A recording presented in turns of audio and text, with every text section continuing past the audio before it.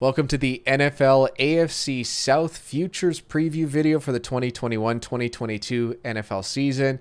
These numbers come from either Pinnacle or Bet365. I got as much info as I could from Pinnacle. We had to fill in some of the gaps though because of injury news from Indy, from uncertainty as well with the Houston Texans quarterback situation. So that's just a forewarning on this, guys. All of these numbers are as of August 30th. So we're going to start off with the season win totals for the AFC South. We'll start off with Tennessee, who is the favorite as far as season win totals go. 9.5 wins, minus 109 on each side. So the juice isn't favoring either side at the moment. Fat Guy, what do you think about the Tennessee 9.5 win total? I don't really have an opinion on that, but I do have an opinion on the juice, and we are going to talk about that every video, and it is important. Minus 109 on both sides. You don't have to do any math. It's right in front of you.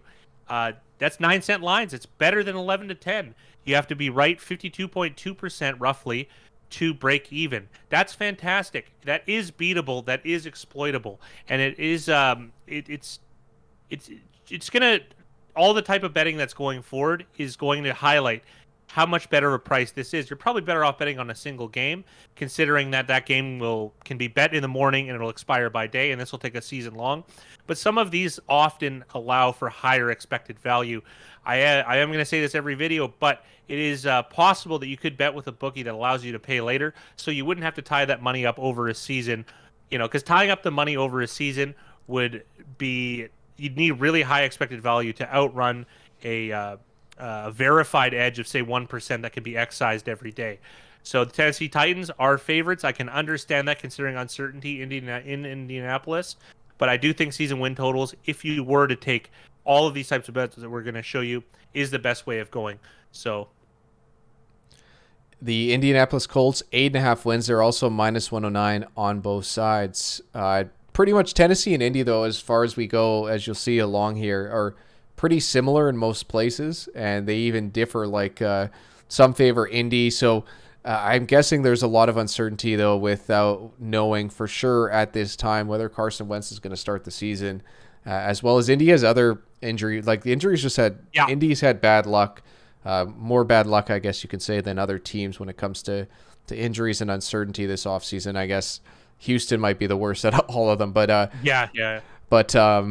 essentially, Tennessee and Indy are fairly close. So, like, you could almost say both of these are 9-win teams, as far as the bookmakers market has put it. Yes. There is one thing to highlight here, because we're always trying to find an edge.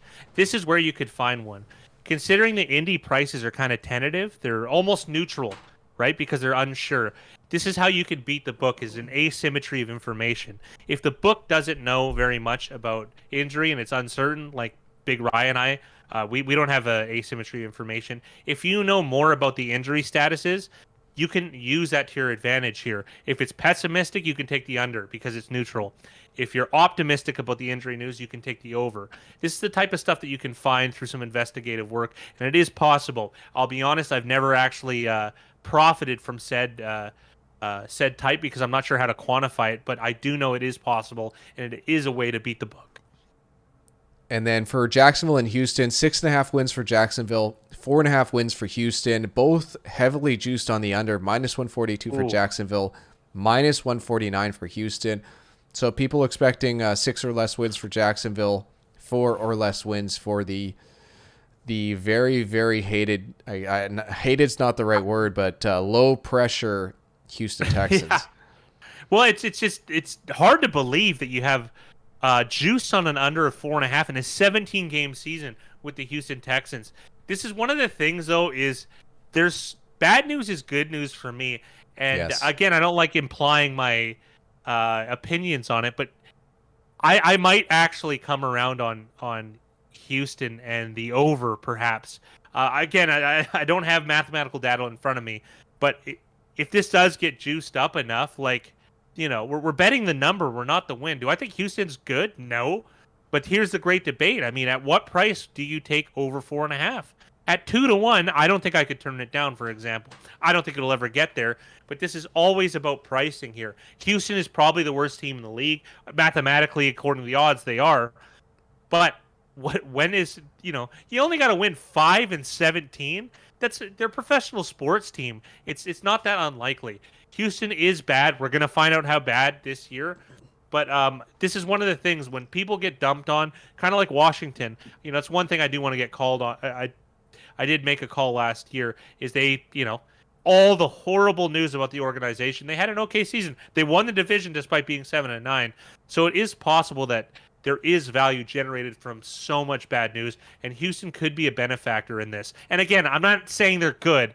I'm saying maybe they can win 5 games if I get enough plus money. Yeah, it's an interesting one. Like with any of these, it's obviously easy to look at the top team and say take the under, and you're probably going to look at the bottom team and say take the over, just because of how we think. Like everything's closer to the mean or closer to the average. Style. Exactly. That's our opinion leaking into this. That's for sure. Yes, absolutely. One thing I want to highlight, Fat Guy talked about the minus 109 juice. 52.1% is the break-even win percentage when you're betting these win totals, at least at Pinnacle with the juice that they offer, which is the most beatable out of all of the ones we're going to go over. We're going to talk about divisional next. In fact, I'll just jump into it right now. The average price you're going to pay on a divisional bet, at least at Pinnacle, is minus 124, which means that your break-even rate is 55.3%. So you would have to win 55.3% or more of the time to break even or make money, which is very, very difficult.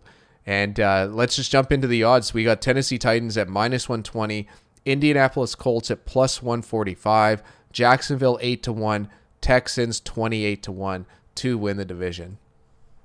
Yeah, sorry, just to highlight what he said. What he means is the break-even win rate at minus 124 is neutral teams on neutral field, just to kind of give it a level playing field. And here we get to look at how the juice isn't displayed evenly and how you get a discount on things that are unpopular. Kind of a tagline I guess I'm going to have throughout these series of videos. Tennessee at minus 120. That implies a divisional win probability of 54.55%. Whereas the true odds minus the juice is 49.35. Roughly a 5% gap. You're going to pay that commission. It's very top heavy.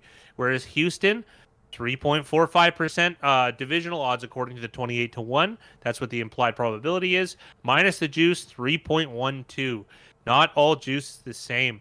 You're only paying a 0.33% commission. I can stomach that. Not betting on Houston necessarily, but I can stomach paying that type of commission because it's more beatable. It just is. So when you are handicapping, I'm going to be banging this every video. Start from the bottom up. Look at the things that are discounted. You might find nothing. You might find something if you're handicapping. That's the best way of doing this. And not everything is a bet, but you want to look for value in the most obvious ways. Also, too, I do want to hammer something home, is even if you do think that, say, Tennessee is more than 54% chance of favorite, you got to remember you have to make that up. So say you have you bet a seasonal win total, and you have to pay way less juice. You're going to make more money on what you even perceive as a lower expected value bet, considering the juice. So think of that in terms of that way. Your money only can be used for so many purposes. Try and scout out the best price possible. And then on to the conference odds. This is where it gets interesting because this is probably because we've taken different information for Bet365 and Pinnacle. But Indy, who we just saw had worse odds than Tennessee when it came to season win totals as well as divisional, has better odds to win the conference and go to the Super Bowl. Indy at 10-1, Tennessee at 13.5-1, Jacksonville at 57-1, and Houston at 99-1. Yeah, and again, look from the bottom up. Again, I don't think Houston even. I don't like this price at 1-in-100, but it is it is plausible. But that's a point, though. Look at the juice is 0.19%. I quite like that. Now, you're going to notice up here is the conference. It says 123.1%, implying a 23.1% juice spread out over 32 different results. I might have made a mistake with that earlier, but that's what it is, even though we have 4 in front of us. We're just showing 4. Or sorry, 23.1% splayed out over 16 results, considering it is the conference. But look at the juice gap. It's always top-heavy. And that's why you want to look from the bottom up. Do I think there's value on Houston? No. I'm not sure what I think there is value on. But you do have to be right so much more often than the other options that we have displayed earlier. Even though Tennessee It's more beneficial, I would say, to bet them possibly in the conference than in the divisional one, just because of how the Tennessee isn't a super favorite. You know what I mean? They're probably what, 6th, 7th, maybe to win the conference, maybe 6th, somewhere in there. So they're not super top heavy, but you're going to see with teams like Kansas City, it's just ridiculous. Not that I don't think Chiefs are the favorite, which we will get to, but things are always top heavy. So you look from the bottom up.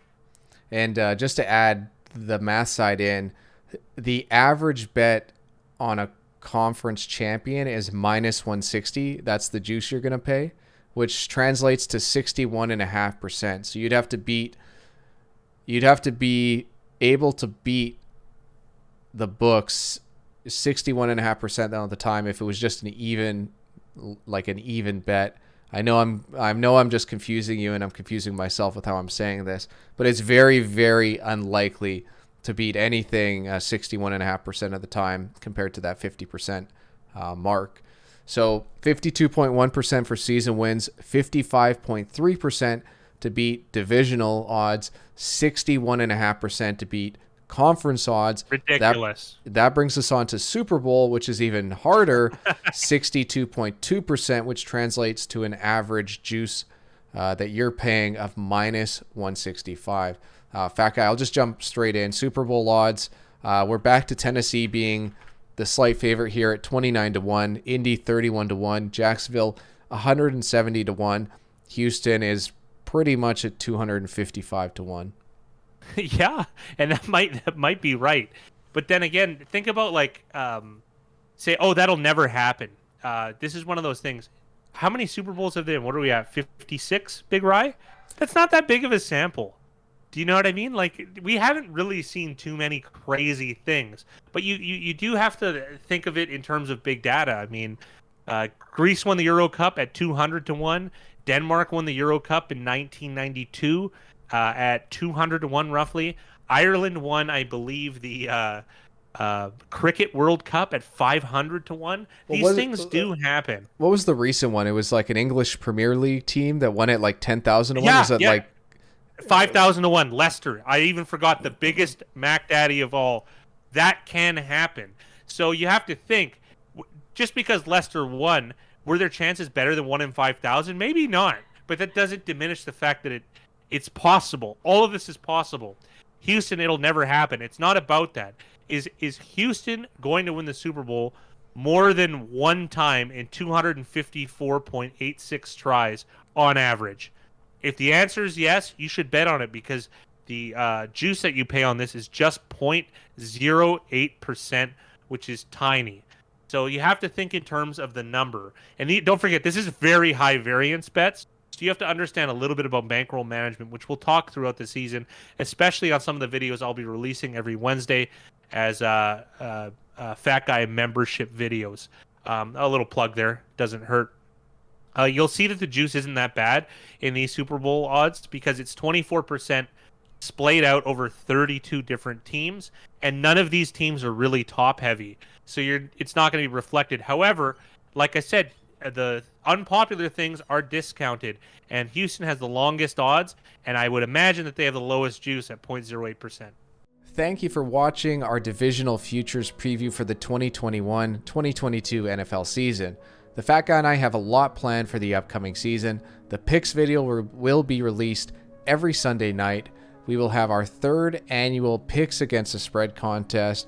We will be live for every Monday night and Thursday night football game. Our $5 a month YouTube membership will include our popular Discord channel, 3 weekly NFL betting market videos from myself, where I take a look at the betting and money percentages to see if and where the value lies on spreads, over-unders, and money lines. The Fat Guy will have a new weekly segment called Ask the Fat Guy, where he will discuss different topics from our upcoming book.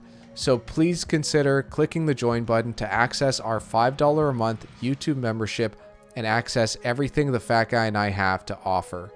Good luck to you in the upcoming NFL season.